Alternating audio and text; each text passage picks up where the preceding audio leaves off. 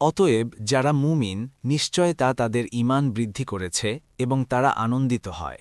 ১২৫ আর যাদের অন্তরে ব্যাধি রয়েছে এটি তাদের অপবিত্রতার সাথে অপবিত্রতা বৃদ্ধি করে এবং তারা মারা যায় কাফির অবস্থায়।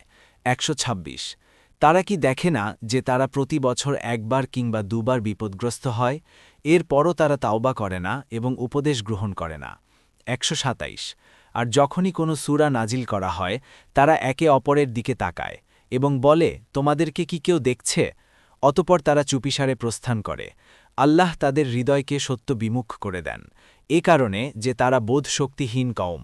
১২৮ নিশ্চয় তোমাদের নিজদের মধ্য থেকে তোমাদের নিকট একজন রাসূল এসেছেন, তা তার জন্য কষ্টদায়ক, যা তোমাদেরকে পীড়া দেয়।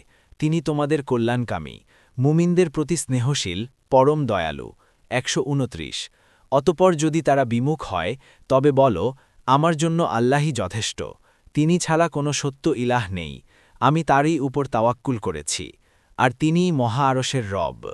১০ সূরা ইউনুস ১০৯ মাক্কি।